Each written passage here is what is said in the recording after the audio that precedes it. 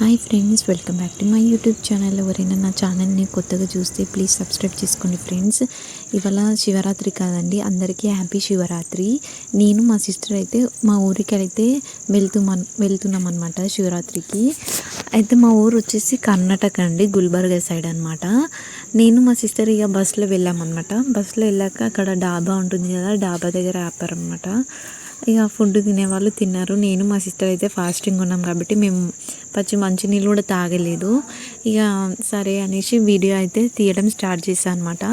అన్ని ఊరికి వెళ్ళిన ప్రతిసారి ఇక్కడే ఆపుతారనమాట బస్సెస్. ఇంకా కండక్టర్ డ్రైవర్ అంకుల్ వాళ్ళు తినేసి ఇక బస్ అయితే స్టార్ట్ చేశారు. ఊర్లోకి ఇంకా విలేజ్ సైడ్ ఎంట్రీ కాగానే మొత్తం ఆ గాలి, ఆ స్మెల్, అంత పచ్చి వాసన మంచిగా అనిపించింది. ఆ గ్రీనరీ ఉంటే మైండ్ ఎంత రిలాక్స్గా అనిపిస్తుంది కదా. బస్ అయితే చాలా స్పీడ్గా నడిపారు అనమాట, అందుకే మేము తొందరగా వెళ్ళిపోయాము. సిబిఎస్ బస్ స్టాప్ నుంచి మా విలేజ్కి అయితే 6.5 7 hours జర్నీ పడుతుంది అనమాట. ఇంకో ఊరికి వెళ్తున్న దారిలో అయితే ఈ నది ఇంకా ఇవన్నీ కనిపించినాయి. అంటే చిన్న చెరువు అనమాట. ఇక కనిపించింది కదా అని వీడియో తీసా, బాగుంది కదా అని. బాగుంది కదా ఫ్రెండ్స్. ఇంకా ఏంటంటే అందరూ మీలా అయితే అందరు ఫాస్టింగ్ ఉన్నారా అంటే, ఫాస్టింగ్ ఉంటే దాని యొక్క నియమాలు ఇవైతే నాకు తెలియదండి. ఏదో పొద్దున్నుంచి సాయంత్రం వరకు నీళ్ళు అయితే తాగకుండా ఏం తినకుండా ఉంటారు కదా, మేము అలానే చేసాము. ఇంకా మేము ఊరికి వెళ్తున్నప్పుడు మా కర్ణాటక అనేది ఎంట్రీ అయిపోయింది. బస్ దిగేసి ఇంకో బస్సు ఎక్కామన్నమాట, ఊరికి వెళ్ళే బస్సు. ఆ ఊరికి వెళ్ళే దారిలో ఈ శివుంది విగ్రహం, పెద్ద విగ్రహం ఉంది. ఫుల్ రష్ ఉన్నారు. మేము ఇక బస్సులో నుంచే మొక్కుకున్నాం అనమాట. ఇక మా ఊరికి వెళ్ళినాక ఇంకా ఫ్రెష్ అప్ అయిపోయి గుడికి అయితే వెళ్ళాము. కనింగప్ప టెంపుల్ అని ఉంటుంది, వెళ్ళాము. మేము వెళ్ళిన వెంటనే ఏమంటారు, దేవునిది తలుపు అనేది ఓపెన్ చేసి దేవునికి పూజ చేయడం అనేది స్టార్ట్ చేశారు. ఇక మొక్కుకొని ఇంటికి వెళ్ళామన్నమాట. ఇంటికి ఈవినింగ్ వెళ్ళాక మళ్ళీ కొంచెం ఫ్రెష్ అప్ అయిపోయి అభిషేకం చేస్తారు కదండి శివుని లింగంకి. ఆడ 2 లింగంలు కనిపిస్తున్నాయి కదా, అవన్నీ ప్లేట్లో కనిపించినవన్నీ తీసుకుని వెళ్ళి ఇక్కడ ప్రతి ఒక్కరు అభిషేకం అనేది చేస్తారనమాట. చేసినాక పంతులు గారేమో ఆ పెద్ద శివలింగంకి పూజ చేసారు. చేసిన తర్వాతకి ఆ అభిషేకం పాలు అనేది అందరికీ కొంచెం కొంచెం ఇచ్చారనమాట. ఇంకా చూపిస్తున్నాను చూడండి, బాగుంది కదా. కంటికి ఎవరికైతే ఏం కోరికలు ఉన్నాయో కోరుకోండి, నెరవేరుతాయి శివరాత్రి రోజు. ఇక అయిపోయాక మళ్ళీ నైట్ వచ్చేసి ప్రవచనాలు ఉన్నాయండి. నేను మా సిస్టర్ మా పిన్ని కూడా ప్రవచనాలకు అయితే వెళ్ళామన్నమాట. లైటింగ్స్ ఒక జాతర లెక్క మస్తు అవుతుందండి మా ఊళ్ళో శివరాత్రి, మంచిగా అయింది. ఇక ప్రవచనం అనేది స్టార్ట్ అయింది, చూపిస్తాను వినండి. కన్నడలో ఉంటుంది, బాగుంటుంది, వినండి.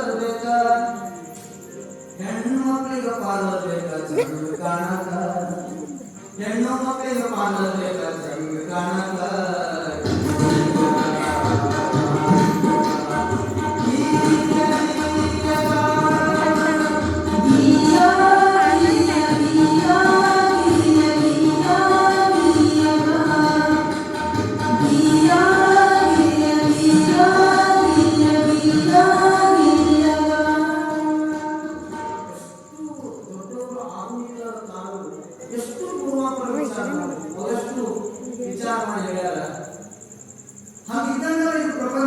ಅನ್ನಂಗಿಲ್ಲ. ಸಣ್ಣ ಖುಷಿಗೆ ನಿದ್ದಿ ಬೇಕಾ, ಜಗಳ ಆಡೋರಿಗೆ ಬುದ್ಧಿ ಬೇಕಾ?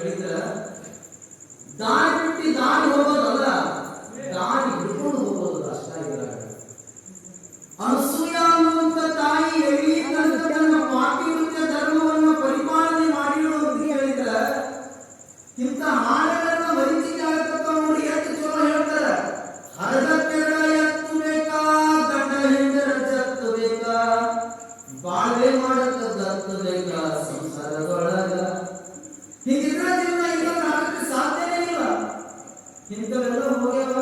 ಈಗ ಬ್ಯಾರೆ ಹಾಡನೆ ಚೆನ್ನಾಗ್ಯಾವ. ಈಗ ನಾವು ಈ ಊರಿಗೆ ಅಂಗಡಿಗೆ ಬರ್ಬೇಕಾದ್ರೆ ಮಗ ಮಾಡ ಹಚ್ಕೊಂಡು ನಡೆದಿಲ್ಲ. ನಮ್ಮ ಪುರಾಣ ಇದು ನೀವು ಎತ್ತಿನ ನಾನೇ ಸುಮ್ಮನಿಸಿಲ್ಲ ಅಂತ ಯಾರು ಹೇಳಂಗಿಲ್ಲ, ಯಾಕೆ ಕೇಳಂಗಿಲ್ಲ. ಮಗ ಹೊಸದಾಗಿ ಬುದ್ಧಿ ಮಾಡ್ಕೊಂಡಿದ್ದೆ, ಹೊಸದಾಗಿ ಬುದ್ಧಿ ಮಾಡ್ಕೊಂಡಿದ್ದ ಮಾಡ್ಕೊಂಡು ಒಳಗೆ ಹೇಳ್ತೀನಿ 4 ವರ್ಷ ಹೋಗ್ಬೋದು. 4 ವರ್ಷ ಹೋಗ್ಬೋದು. ಹೋದಾಗ ಬಳೆ ಬಂದಿದ್ದಿಲ್ಲ, ಇಲ್ಲಿ ತೆಗಿ ಕೇಳ್ತು ನಡೀತಿ ಬಂದು ಮಾಡೋದು ಹೋಗಳ ಬಳಿ ಬಂದಗಳ ಇಲ್ಲೇ ಮಾಡೋದು ತಡಿ ಅಂತ ಮನ್ಯಾಗ ಹೋಗಂತ ಯಾವ ಯಾಕೋ ಇಲ್ಲ. ಮತ್ತ ಸೊಸಿ ಹಬ್ಬಕ್ಕೆ ಹೋಗಳ ಬಳಿ ಬಂದಗಳ ಮತ್ತೆ ಏನು ಮಾಡಿ ನನಗೇನು ಕೇಳ್ತೀರಿ ಕಳಸಾಡ್ತು ತಿಳಿದಿರಲ್ಲ ಏನಂತೀರೋ ತಗೋತೀರಿ ಮತ್ತೆ ಹಚ್ಚಿಕೊಂಡ ಆಗ ತಾಯಿ ಸಡಲ ತಾಯಿ ಅಸೂಯ ಸರಿ ಹೋಯಪ್ಪ ಶ್ರಾವಣಕಾಲ ಗಂಡನ ಜೀವನನೇ ನನ್ನ ಕೊನೆಯ ಬದುಕು ಕಂಡುಕೊಂಡಿದ್ದೆವು.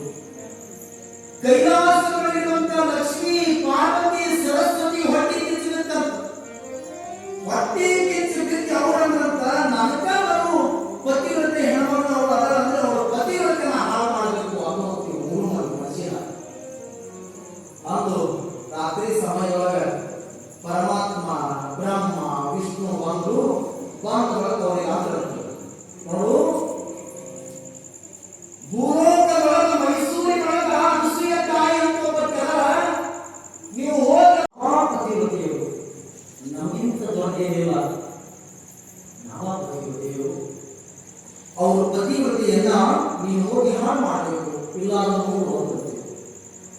ಅವಾಗ ಆಟ ತಗೋಬೇಕಂತ ಅನ್ಕೊಂಡು 3 ಜನ ಭೂಲೋಕಕ್ಕೆ ಬರ್ತಾರೆ. ಭೂಲೋಕಕ್ಕೆ ಬಂದು ಅಮ್ಮ ಈ ತೆಲಿವರೆ ಇಟ್ಟುವರೆ ಯಾರಿಗೂ ಕೆಟ್ಟದ್ದು ಬಯಸಿ ಏನು ಮಾಡೋದು ಏನನ್ನ ಹೇಳಿ ನೋಡ ಈ ಪ್ರಪಂಚದೊಳಗೆ. ನಾವೆಲ್ಲ ಹೆಣ್ಮಕ್ಳು ನೀವೆಲ್ಲ ಬೆಳಗ್ಗೆ ಜಾವಗಳಿಗೆ ಹಳ್ಳಿಯಾಗಿ ತೋರಿಗೋಗ್ತೀವಿ ಬಳಸಿದ್ವಿ. ಈ ಹಳ್ಳಿಯಾಗಿದ್ದ ಹೆಣ್ಮಕ್ಳು ಮುಂಜಾನೆ ಹೊರ ಸಂಚಾರ ತತ್ತು ಹೋಗ್ತಾರೆ. ಹೋಗ್ಬೇಕಾದ್ರೆ ಕೈಯಾಗ ಹೋಗ್ತೇವೆ ಹಿಡ್ಕೊಂಡು ಹೋಗ್ತಾರೆ. ಬರಬೇಕಾದ್ರೆ ಪಕ್ಕದ ಮನೆಯೊಳಗೆ ಮಲ್ಕೊಂಡ್ರೆ ಅವ್ರು ಚಿತ್ರದಲ್ಲಿ ಕಾಂಪೌಂಡ್ ಒಳಗೆ ಒಂದು ಹೂವಿನ ಗಿಡ ಭಾಳ ಚಂದ ಇತ್ತು. ಆದ್ರೆ ಆ ಹೂವು ಭಾಳ ಚಂದ ಬಿಟ್ಟಿತ್ತು. ಆ ಹೂವು ಕಡಿಯೋದು ಎದ್ರಾಗ ಹಾಕೋದು ಚರಗಿಯಾಗ ಒಯ್ದರೆ ಚರಿಯುವುದು, ಅವು ಕಡಿಯೋದು ಚರಗಿಯಾಗ ಹಾಕೋದು. ಚರಗಿಯಾಗ ಹಾಕಿ ಮನೆಯಾಗ ಬಂದು ತೊಳೆಯೋದು. ಎಲ್ಲರೂ ಗಾರವನ್ನು ನೀರು ಗಾರ ಹೊರಗೆ ಇರ್ಬೋದು. ಗಾರವನ್ನು ನೀರು ತಗೊಂಡು ತೊಳೆಯೋದು. ತೊಳೆದ ಬಳಕ ಜಳಕ ಮಾಡಿ ಒಯ್ದು ದೇವರಿಗೆ ಏರ್ಸೋದು. ಹೂವು ಯಾರು ಮತ್ತೊಬ್ಬ ಚರಗಿ ಯಾವುದು ಮತ್ತೊಂದು ನೀರು ಯಾವುದು ಗಾರವನ್ನು ಇದು ಒಯ್ದು ಹೂವು ಏರಿಸಬೇಕಾದ್ರೆ ಪರಮಾತ್ಮ ಒಳ್ಳೆಯದಾಗಲಿ ಏರಿಸು. ಏರಿಸಿ ಇಟಿಸು ಕೂತಿರ್ತಾರ. ಆ ಹೆಣ್ಮಗಳು ಹೇಳ್ತಾಳ ಮನೆಯಲ್ಲಿ ಪಾಪ ಆ ಮನೆಯಲ್ಲಿ ಹೆಣ್ಮಗಳು ಹೇಳ್ತಾಳ ಎತ್ತು ಒಳಕ ಅಕ್ಕಿ ಎತ್ತಳ ಬಂದು ನೋಡ್ತಾಳ ಕಾಂಪೌಂಡ್ ಒಳಗೆ ಹೂವನ ಇರಂಗಿಲ್ಲ. ಅಕ್ಕಿ ಏನ್ ಮಾಡ್ತಾಳ 3 ದಿನದ ಯೌವನ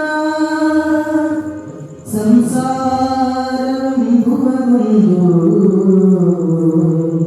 ಸಾಗುವಟ್ರೇನ ಏನೈತಿ ಹೋಗುದೈತಿ ಮಣ್ಣಾಗ ಏನೈತಿ ಜೀವನದಾಗ ಹೋಗುದೈತಿ ಮಣ್ಣಾಗ ಚಿಂತಿಲ್ಲ ಕೂಡುವುದೈತಿ ಚಂದಿಲ್ಲ ಮನಿಯಾಗ ಚಿಂತಿಲ್ಲ ಕೂಡುವುದೈತಿ ಚಂದಿಲ್ಲ ಮನಿಯಾಗ ಏನೈತಿ ಜೀವನದಾಗ ಹೋಗುದೈತಿ ಮಣ್ಣಾಗ ಚಿಂತಿಲ್ಲ ಕೂಡುವುದೈತಿ ಚಂದಿಲ್ಲ ಮನಿಯಾಗ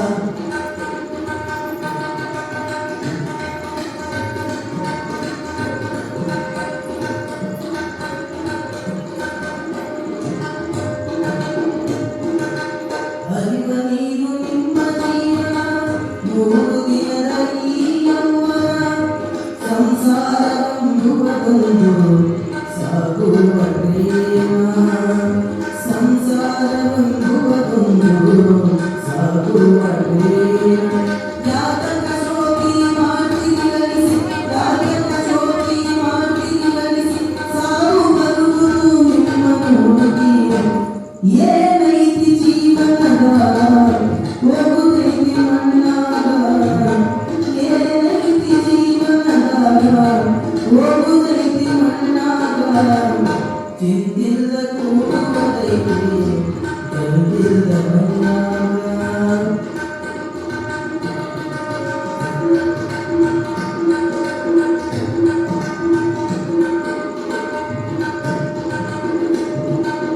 ಮನದೋಳು ಬದುಕಿನ ಚಿಂತಿ ಮಾಡಲಾಗದೊಂದಿಗೆ ಸಂತಿ ಸಂತಿ ತೀರಿದ ಬಳಿಕ ವಾಡಿ ಹೋಗಿ ನೀಗುತ್ತಿ ಮನದೋಳು ಬದುಕಿನ ಚಿಂತಿ ಮಾಡಲಾಗದೊಂದಿಗೆ ಸಂತಿ ಸಂತಿ ತೀರಿದ ಬಳಿಕ ವಾಡಿ ಹೋಗಿ ನೀಗುತ್ತಿ ಕಟ್ಟಿದ ಬುತ್ತಿ ಇಲ್ಲೇ ಇತ್ತಿ ಕಟ್ಟಿದ ಬುತ್ತಿ ಇಲ್ಲೇ ಇತ್ತಿ ಕಡೆಗೆ ನೀನಾದಿ ಕರೆದಿನ ತಂತಿ ಏನೈತಿ ಜೀವನದಾಗ ಹೋಗುದೈತಿ ಮಣ್ಣಾಗ ಚಿಂತಿಲ್ಲ ಕೂಡುವುದೈತಿ ಚಂದಿಲ್ಲ ಮನಿಯಾಗ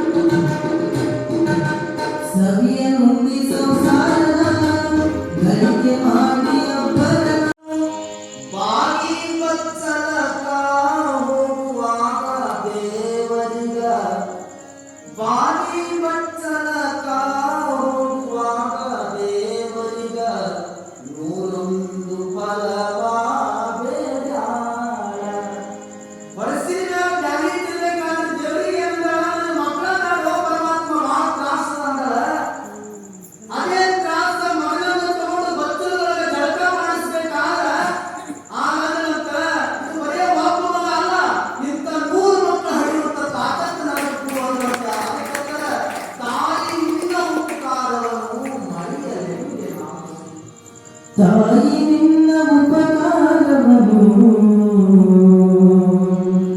ಮರೆಯಲೆಂದೆ ನಾನು ನಿನ್ನ ಮೋಹ ಮಮತೆಗಳನ್ನು ಬಣ್ಣಿಸಲು ಸಾಧ್ಯವೇನು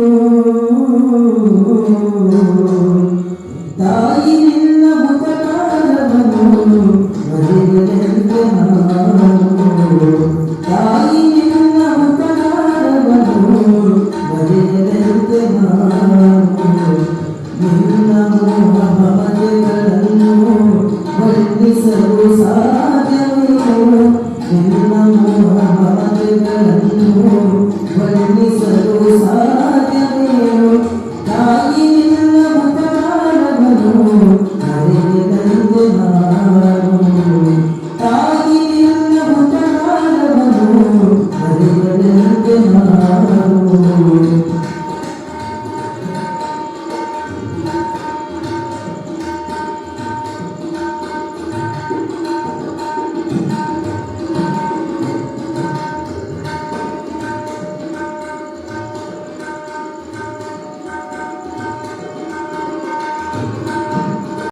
శివరాత్రికి జాగారం ఎందుకు చేయాలి అనేసి అక్కడ ప్రవచనాల్లో చెప్పారనమాట. మంచి మాట మీతో చెప్పాలనుకుంటున్నాను ఫ్రెండ్స్. ఎందుకు చేయాలనంటే శివరాత్రి రోజు శివుడు రాత్రంతా మేలుకొని ఉంటాడనమాట. భక్తులు కోరికలు నెరవేర్చాలి, తీర్చాలి అనే ఒక ఆశయంతో దేవుడు అనేది మేలుకొని ఉంటారనమాట. అందుకే ఆ రోజు మనం మేలుకొని మన మనసులో ఉన్న కోరికలు కోరుకొని దేవుడు ముందు ప్రార్థిస్తే అవుతాయి అని చెప్తున్నారనమాట. సో అందుకని మేము కూడా జాగారం అయితే చేసాము. ఇలా నడిచిందండి మా శివరాత్రి అయితే. లాస్ట్లో మా పిక్స్ అయితే పెట్టాను, చూసి లైక్ చేయండి, షేర్ చేయండి, సబ్స్క్రైబ్ చేసుకోండి ఫ్రెండ్స్ ప్లీజ్.